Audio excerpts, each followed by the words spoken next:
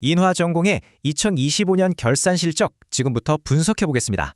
이 채널은 금감원 다트에 공시된 사업보고서를 기준으로 재무정보를 분석하며 공시 외 정보는 참고하지 않습니다.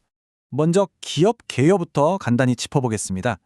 인화전공은 선박 엔진과 발전 설비에 쓰이는 대형 부품을 제조하는 기업입니다. 이번 분석은 2025년 실적을 기반으로 진행됩니다.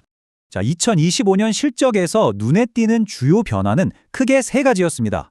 첫째는 차입금이 큰 폭으로 줄었다는 점, 둘째는 전년도 기저효과 때문에 당기순이익이 감소한 것, 그리고 마지막으로 영업활동 현금 흐름이 급격히 줄어든 점입니다. 긍정적인 신호와 경고 신호를 하나씩 살펴보겠습니다. 먼저 긍정적인 부분은 핵심 사업인 선박 엔진 부품 쪽 실적이 좋아서 영업이익이 53억 원 증가했다는 점입니다. 반면에 미국에서 진행된 제조물 책임 소송에서 패소하면서 미화 2,572만 달러의 우발 부채가 발생한 것은 주요 경고 신호로 확인됐습니다. 그럼 2025년 회계연도의 세부 재무 성과를 자세히 들여다보겠습니다. 손익계산서부터 보겠습니다. 2025년 매출액은 1,080억 원으로 전년보다 16% 증가했습니다. 영업이익은 155억 원으로 50% 늘어났고요. 그런데 당기순이익은 256억 원으로 오히려 36% 감소한 것으로 나타났는데요. 이건 전년도에 있었던 일회성 투자자산 처분이익이 올해는 없었기 때문에 나타난 기저효과로 분석됩니다. 영업활동으로 벌어들인 현금을 나타내는 영업활동 현금 흐름은 51억 원으로 73% 줄었습니다. 다음은 재무상태표입니다. 2025년 말 기준으로 총 자산은 4,621억 원, 총 부채는 1,207억 원입니다. 자본 총계는 31% 늘어난 3,414억 원이었고요.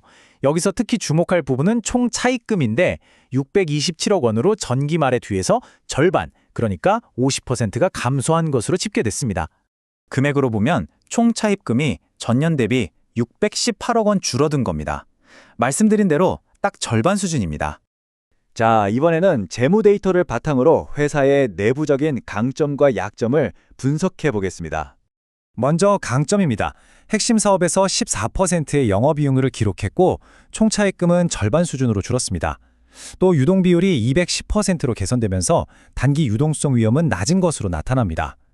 반면 약점도 확인되는데요. 영업활동 현금 흐름이 73% 감소했고 종속회사인 3원은 완전 자본 잠식 상태의 순손실을 기록했습니다. 그리고 매출의 85% 이상이 선박엔진 부품에 집중되어 있다는 점도 약점으로 지적됩니다.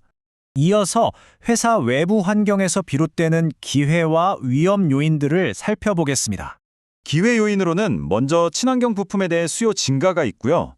해외 수출을 통해 수익을 다변화할 가능성도 있습니다. 위협 요인으로는 앞서 언급된 미국 소송 관련 우발 부채가 존재하고요. 원자재 가격 변동성, 그리고 관계기업 투자에서 발생한 64억 원의 지분법 손실이 확인됩니다. 특정 주요 고객사에 대한 매출 의존도가 높은 점도 위협 요인으로 분석됐습니다. 마지막으로 앞으로 지속적으로 살펴봐야 할 핵심 모니터링 지표들을 정리해 보겠습니다. 네, 첫 번째로 모니터링해야 할 부분은 바로 2,572만 달러 규모의 소송입니다. 만약 이 판결이 국내에서 집행될 경우 직접적인 현금 유출로 이어질 수 있다는 점을 주시할 필요가 있습니다. 정리하자면 주요 리스크 요인은 다음과 같습니다.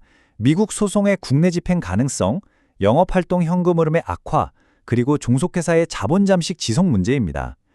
또 연내에 상환해야 하는 469억 원의 단기 차입금 부담과 투자 자산의 가치 하락 가능성도 지켜봐야 합니다. 그렇다면 앞으로 회사의 재무 건전성을 평가하기 위해 어떤 지표들을 추적해야 할까요? 첫째, 영업활동 현금 흐름이 100억 원 수준으로 회복되는지, 둘째, 영업이익률이 14% 이상을 유지하는지, 셋째, 총차입금이 계속해서 감소하는지 여부입니다. 이와 함께 종속회사가 흑자로 전환하는지, 그리고 우발부채 관련 상황에 변동은 없는지도 확인해야 할 핵심 지표입니다. 네, 이번 분석을 요약하면 크게 세 가지로 정리할 수 있겠습니다. 바로 핵심 사업의 수익성, 그리고 재무 구조가 얼마나 개선되었는지, 마지막으로 우발부채에서 비롯된 리스크입니다. 결론적으로 수익성과 재무 안정성 지표는 개선된 것으로 나타났습니다. 하지만 종속회사의 자본 잠식 문제와 대규모 소송이라는 불확실성은 기업 가치에 부담으로 작용하는 핵심 요인으로 분석됩니다.